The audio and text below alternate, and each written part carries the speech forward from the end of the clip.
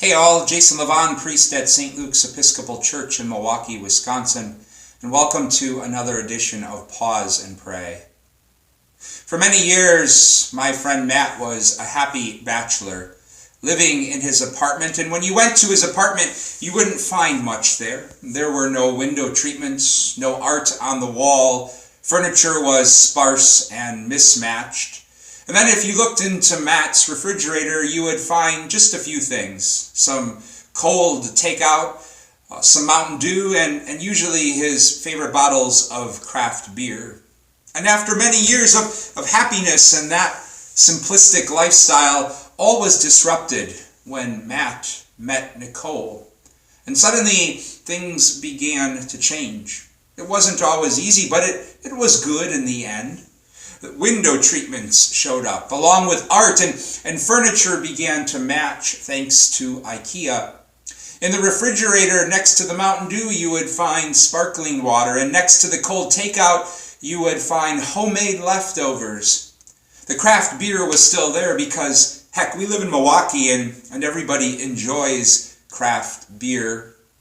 Fast forward to today, and Matt and Nicole are married with two young girls, and in these days of quarantining, Matt finds himself painting toenails and doing manicures to pass the time with his girls. Something he never would have expected when he was happy in his bachelor life. But I've seen Matt grow into a beautiful and tender and loving husband and father. Such is the gift that can come when our lives are disrupted by love and new life.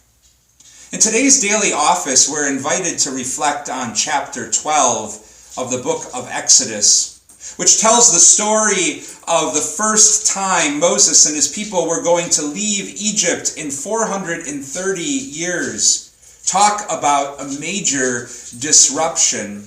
Life as they knew it was no more, and as hopeful as that was, that disruption had to be incredibly scary and tumultuous. But we who have read the entire story of salvation through Scripture know the growth that was opened up by that holy disruption of leaving life as they knew it. And the gifts of Holy Week and Easter reveal that same mystery of God working through the disruptions of our lives to make them holy. I can't think of anything more disruptive for the disciples than Holy Week and then Easter. How even in the aftermath they found themselves huddled in a room out of fear and grief and confusion. And yet as the Gospels tell the story of Easter, the risen Lord continues to disrupt their lives with these appearances, so that in the midst of all of their fear and frailty, they find themselves transformed into becoming instruments of Christ's ongoing presence in this world. And that invites us all to pause and to pray today about how we have experienced God entering into the disruptions of our lives, whether that's falling in love or welcoming a new child into the world or bringing a new puppy into the house. Maybe it's more painful disruptions like disrupting our addiction or our struggles by going to a support group meeting, or even just taking a long look in the mirror after years of denial.